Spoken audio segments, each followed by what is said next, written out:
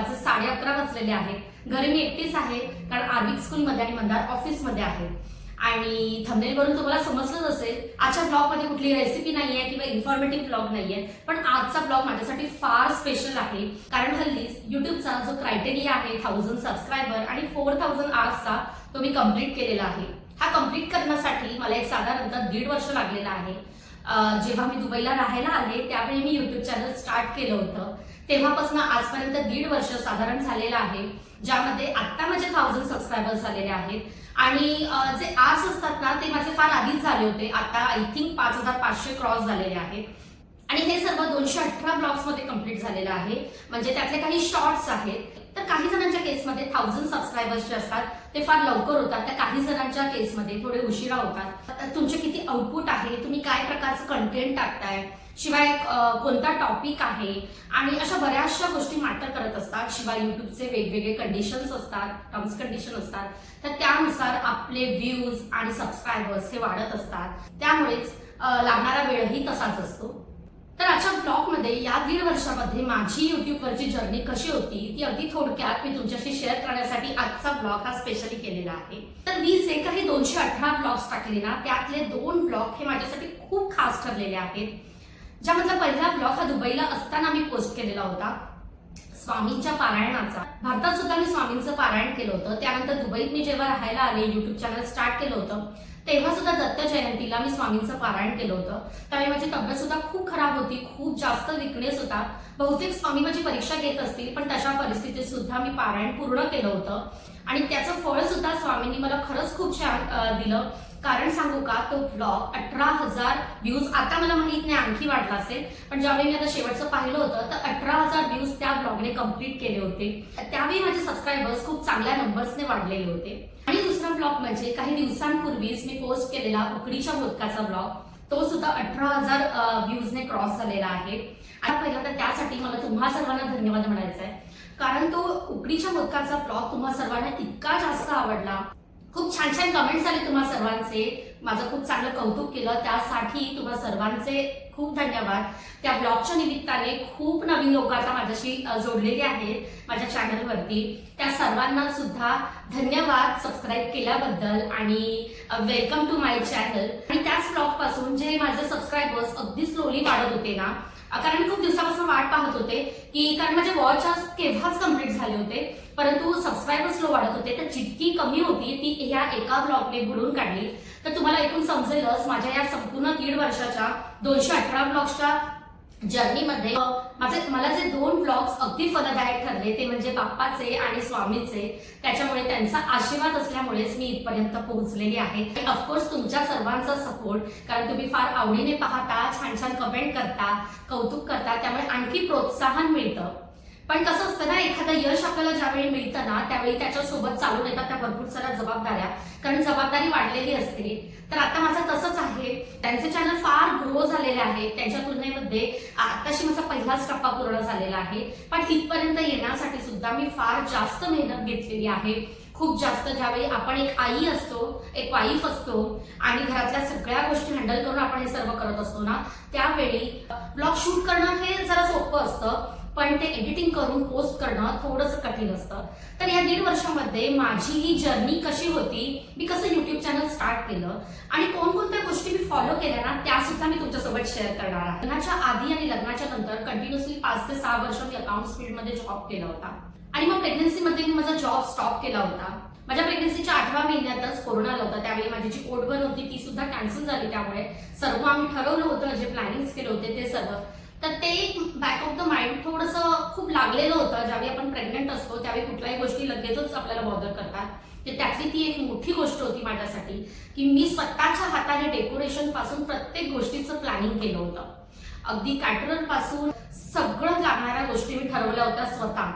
आणि जेव्हा आपण स्वतः इतकं इंटरेस्ट घेऊन गोष्टी करतो आणि ती गोष्ट जेव्हा कॅन्सल होते, कारण माझ्या आयुष्यात ओटभरण ही गोष्ट फक्त एकदाच होणार होती, कारण आमचं तसं ठरलेलंच होतं आणि ती कॅन्सल झाली, तर मला खूप जास्त खराब वाटलं होतं. त्यावेळी माझ्या माहित नाही, मी सांगू नाही शकत. आज पण ती गोष्ट मला आठवली ना तर मला खरंच खूप वाईट वाटतं. कारण आम्ही ठरवलं होतं की मला मुलगा होऊ दे किंवा मुलगी, ते एकच बाळ असेल. त्याच्यामुळे ओटभरण ही प्रत्येक स्त्रीच्या आयुष्यातली खूप महत्वाची गोष्ट असते आणि ती मी स्वतः सगळं ऑर्गनाईज करून सुद्धा कॅन्सल झाली होती. पण त्यावेळेच्या सिच्युएशननुसार ते फार महत्वाचं होतं. त्याच्यानंतर मग डिलिव्हरी झाल्यानंतर कोरोना हा काळ इतका डेंजर होता की त्यावेळी हॉस्पिटलला चेकअपसाठी जाणं येणं, त्याच्यानंतर बाळ सुखरूप बाहेर येणं ही फार महत्वाची गोष्ट होती आणि माझ्या बाबतीत सर्व ते सुखरूप झालं. पण त्याची कितीतरी पटीने जास्त काळजी घ्यावी लागत होती. शिवाय दुकानं ओपन नव्हती, त्याच्यामुळे खाण्यासाठी पण फारसं म्हणजे का डिलिव्हरी झालेल्या बाईला जे जे लागतं ते सर्व अवेलेबल नव्हतं. तर जे होतं त्यामध्ये सर्व ऍडजस्ट करून, शिवाय घरामध्ये घरकाम करण्यासाठी किंवा मॉलिशसाठी किंवा कुठल्याही गोष्टीसाठी बाई ठेवू शकत होतं. त्याच्यामुळे जी परिस्थिती होती त्यामध्ये सर्व निभावून न्यायचं होतं आणि तसंच आम्ही केलं. त्याच्यानंतर डिलिव्हरी झाली, त्याच्यामुळे मी ना बाळाचं सगळं करण्यामध्ये गुंतून गेले. पण एक बॅक ऑफ द माइंड असं असतं की आपण आता आपल्या करिअरमध्ये गॅप पडलेला आहे आणि आपण सतत घरातल्या सर्व गोष्टी करतोय. पण माझ्यासाठी ती गोष्ट सोपी झाली होती थोडीशी, कारण माझा फोकस क्लिअर होता की माझं बाळ एक 5 ते 6 वर्षापर्यंतचं होईपर्यंत मला त्याला वेळ द्यायचा आहे. कारण माझी गरज ही त्याला आत्ताच आहे. तो 8, 9, 10 वर्षाचा झाल्यावरती जेव्हा तो सर्व गोष्टी स्वतः करायला लागेल, तो मला प्रत्येक गोष्टीसाठी त्यावेळी आई म्हणून हाक मारणार नाही. त्याला आता माझी गरज आहे, तर मला आता त्याच्यासोबत थांबणं गरजेचं आहे. माझ्या ज्या काही इच्छा आहेत त्या मी नंतर सुद्धा करू शकते जेव्हा तो इंडिपेंडंट होईल. सो माझा तो एक फोकस क्लिअर होता. त्याच्यामुळे मला ती एक गोष्ट सोपं झाली होती की एक साधारणतः 5 वर्षाचं होईपर्यंत आधी मला त्याच्यासोबतच वेळ घालवायचा आहे. आणि तुम्ही बघू शकताय आता तो 5 वर्षाचा होईल नेक्स्ट मंथमध्ये, त्याच्या बर्थडेची सुद्धा तयारी चालू आहे. तर मी आता माझ्या बऱ्याचशा गोष्टी मी सुरू केलेल्या आहेत ज्या इतक्या वर्षापासून माझ्या फक्त डोक्यात होत्या, त्या आता मी प्रॅक्टिकली करायला सुरुवात केलेली आहे. आणि आधीचं सर्व करता करता त्याला मोठं करता करता मी फावल्या वेळेमध्ये माझं मनोरंजन म्हणून मी ब्लॉग्स बघायचे.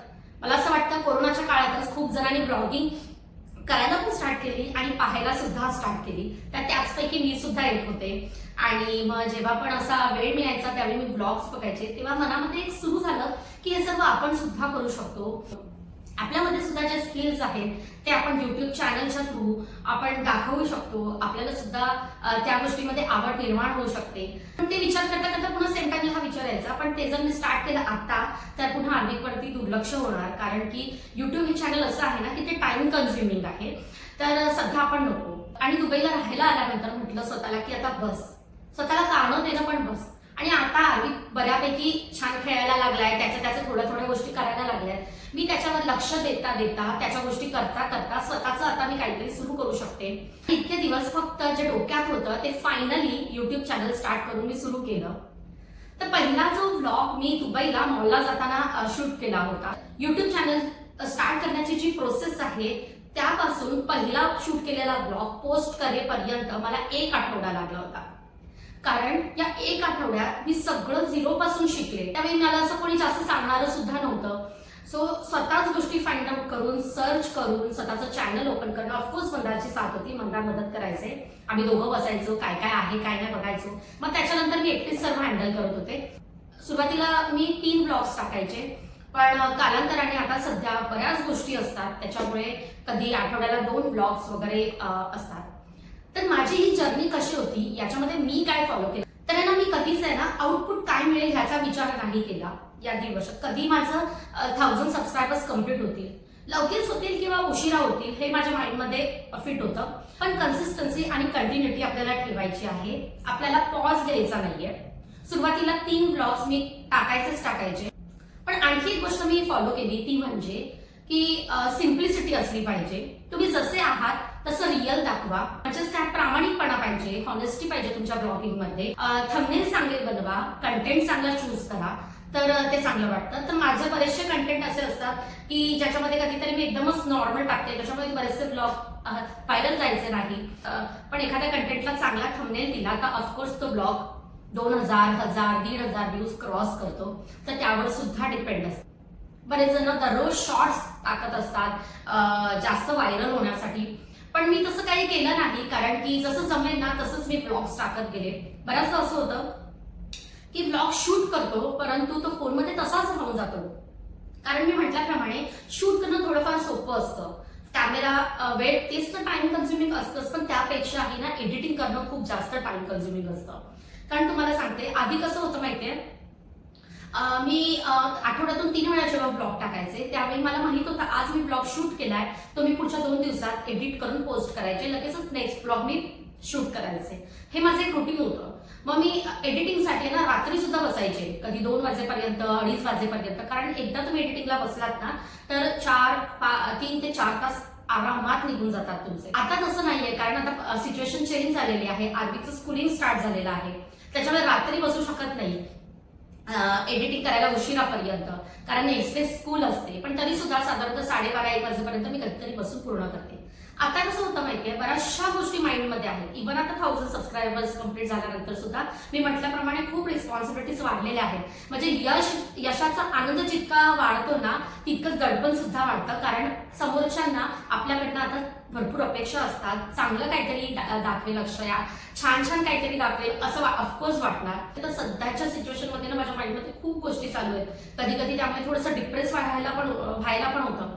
कारण की कसं आहे, आधीचं स्कूलिंग स्टार्ट झालेलं आहे, त्याच्यामुळे दर 2-2 दिवसांनी स्कूलमध्ये काय ना काय असतं. आज ही कॉन्फरन्स मीटिंग आहे, उद्या ही कॉम्पिटिशन आहे, आज स्कूलमध्ये हे मागवलेलं आहे. आणि फोनमध्ये व्हॉट्सअप ग्रुप, त्या टीम्सवरती स्कूलचे ऍप्लिकेशन सतत चेक करत राहावं लागतं. सतत पॅरेंट्सला अपडेट राहावं लागतं की काय नवीन अपडेट आलेलं आहे, काय आपल्या मुलाचं काही सुटू नये, राहू नये असं प्रत्येक पॅरेंट्सला वाटतं. त्यामुळे त्याच्यामध्ये मला इन्व्हॉल्व्ह व्हावं लागतं, सतत लक्ष द्यावं लागतं.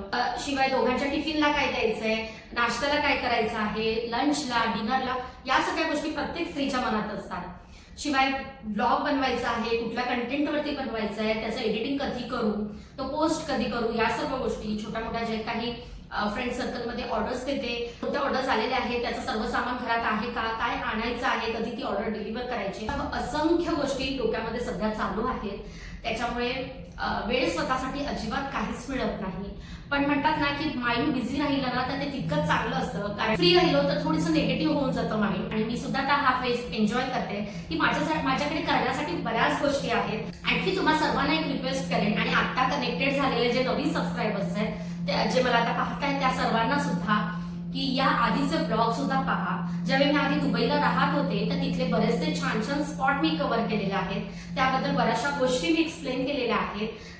त्याशिवाय बरेचसे इन्फॉर्मेटिव्ह ब्लॉग्स केलेले आहेत. इथल्या एज्युकेशन सिस्टम बद्दल, इथे आपल्याला पियायचं पाणी सुद्धा विकत घ्यावं लागतं, त्यावर सुद्धा, इथे आपण रूम रेंटवर घेतो त्याची सर्व प्रोसेस, त्याच्यासाठी आपल्याला किती पैसे पे करावे लागतात, कुठे कुठे काय प्रोसेस आहे, किती रेंट आहे, इथलं एज्युकेशन सिस्टम, इथलं ऍडमिशन प्रोसेस, इथल्या स्कूलच्या फीस, अशा असंख्य गोष्टी मी इथे कव्हर केलेल्या आहेत. तर ते आधीचे ब्लॉग सुद्धा तुम्हाला तितकेच इंटरेस्टिंग वाटतील. तर नक्की चॅनलवरती जे आधीचे ब्लॉग्स आहेत त्यांना व्हिजिट करा, पहा. तुम्हाला खात्रीपूर्वक सांगते तुम्हाला आवडतीलच. शिवाय माझ्या रेसिपीज तर आहेत, अजून बऱ्याचशा रेसिपीज आहेत ज्या गोष्टी मी नेहमी बनवते, प्रत्येक वेळेस मी त्या शूट करून पोस्ट करतेच असं नाही. शिवाय अजून अबुधाबी एक्सप्लोर करायचं बाकी आहे, तर त्याचे सुद्धा ब्लॉग्स येतील हळूहळू. या पुढच्या सर्व ब्लॉग्स मध्ये आणखी छान छान कंटेंट तुमच्यापर्यंत घेऊन येण्याचा प्रयत्न करेन. आतापर्यंतच्या जर्नीमध्ये एकच खंत आहे मनामध्ये, ती म्हणजे की ब्लॉग शूट केल्यापासून पोस्ट करायला थोडासा वेळ होतो. पण तुम्ही समजू शकता की एक स्त्री जेव्हा आई असते, एक वाईफ असते, जेव्हा ती स्वतःचं काहीतरी एक वेगळं करत असते, त्याशिवाय युट्यूब चॅनल हँडल करते, तर ऑफकोर्स थोडासा वेळ होणारच. एक गोष्ट मी स्वतःला अंडरस्टूड करून घेतलेला आहे की युट्यूब चॅनल हे मी माझा एक छंद म्हणून चालू केलेला आहे. माझ्या प्रायोरिटीज बाजूला करून फक्त मी युट्यूबवरती फोकस करू शकत नाही, मला आधी त्या हँडल केल्या पाहिजेत. आणि फावल्या वेळात मी माझं चॅनल चालू करत असते. आणि तुम्ही पाहिलातच की आता मी मेन जो माइलस्टोन आहे तो सुद्धा कम्प्लीट केलेला आहे. तर या 1000 पासूनचा 1 लाखापर्यंतचा प्रवास सुद्धा माझा असाच छान असू दे. देवाला मी प्रार्थना हीच करेन की दुपटीने बळ दे, मेहनत करण्याची तयारी दे, त्यासाठी चांगलं आरोग्य दे. जेवढी माझी मेहनत असेल त्याचंच मला फळ दे. आणि तुम्हा सर्वांना सुद्धा पुन्हा एकदा खूप धन्यवाद आणि विनंती की असेच माझे ब्लॉग्स पाहत राहा, छान छान कमेंट्स करत राहा. माझं कधी काही चुकलं तर आवर्जून कमेंटमध्ये मला सांगा, कारण इम्प्रूव्हमेंट करणं हे कायम चांगलंच असतं. आतापर्यंत बऱ्याच जणांच्या रिक्वेस्ट आहेत की या घराची होम टूर दे, तर लवकरच देईल. काय होतं माहिती आहे, याआधी दुबईला मी 2 घर चेंज केले होते, तर दोन्ही घराची होम टूर दिली होती मी. या घराची होमटूर अजून बाकी आहे. ब्लॉग्स मध्ये बराचसा घराचा भाग ऑलरेडी तुम्ही पाहिलेला आहे, पण तरी सुद्धा रिक्वेस्ट आहे की होमटूर दे. बऱ्याच जणांना हे घर खूप छान आवडलंय. मला तसं कमेंट सुद्धा ज्यांनी केल्यात त्या सगळ्यांना धन्यवाद. जरी हे घर रेंटवर असलं तरी ते माझं आहे सध्या. या घरातलं वातावरण इतकं सुंदर आहे ना, मला इतके छान वाईब्स येतात ना, त्यामुळे हे घर कायम स्वच्छ ठेवण्यासाठी, छान सुशोभित ठेवण्याचा माझा प्रयत्न असतो. आणि काही जणांच्या अशा सुद्धा कमेंट होत्या की तुझं स्किन रुटीन सांग, तू कोणतं ब्युटी प्रोडक्ट्स यूज करते ते दाखव. तर खरं सांगू का, तर मी फार जास्त ना स्वतःच असं काहीच करत नाही. मी म्हटल्याप्रमाणे की मी जशी रिअल आहे ना, मी तशीच प्रेझेंट होते. फक्त एक ब्लॉगच्या आधी नीट स्वतःला प्रेझेंट करावं म्हणून एक व्यवस्थित तयार होते आणि तितकंच मी करते. दररोज मी असं वेगळं काही करत नाही की माझं दररोज काही स्किन रुटीन आहे. त्यामुळे जे मी महिन्यातून एकदा फक्त स्वतःचं जे स्किन स्वतःला पॅम्पर म्हणू शकता किंवा स्वतःला मेंटेन ठेवण्यासाठी जे करते ना, ते मी नक्कीच शेअर करेन तुमच्याशी. कारण तुम्हाला दाखवण्यासाठी, कंटेंट क्रिएट करण्यासाठी तुमचे तरी 10 प्रोडक्ट आणून स्वतःला अप्लाय करू, छान साखर सांगू मला नाही जमणार तसं. सो जे मी करेन ते मी नक्कीच तुमच्यासोबत शेअर करतच राहीन यापुढे सुद्धा. तर असा हा माझा आजपर्यंतचा जर्नीचा ब्लॉग मी तुमच्यासोबत शेअर केला, ज्यामध्ये मी काय फॉलो केलं, माझे काही अनुभव, हे सर्व तुमच्यासोबत शेअर केलं. आणि यापुढे सुद्धा ब्लॉग्स थ्रू असे इथले UAE मधले छान कंटेंट्स, रेसिपीज आणि इतर काही गोष्टी तुमच्यापर्यंत आणण्याचा नक्कीच प्रयत्न करेन. तर यापुढे सुद्धा अशीच साथ द्या. तुमची प्रत्येक कमेंट माझ्यासाठी महत्त्वाची आहे, त्याच्यामुळे नक्की कमेंट करा. कारण मला त्याने स्फूर्ती मिळते, प्रोत्साहन मिळतं, ऊर्जा येते आणखी काम करण्याची. की आपल्याला कोणतरी आवडीने बघताय म्हटल्यावरती आपल्याला त्यांना दुपटीने द्यायला पाहिजे, छान दाखवायला पाहिजे. आय होप तुम्हाला आजचा हा माझा ब्लॉग इंटरेस्टिंग वाटला असेल, आवडला असेल तर व्हिडिओ जास्तीत जास्त लाईक करा, शेअर करा आणि अजूनही चॅनलला सबस्क्राईब केलं नसेल ना तर नक्की करा. पुन्हा भेटू नवीन ब्लॉग मध्ये. तेपर्यंत सर्वांनी आपली काळजी घ्या. Bye, take care.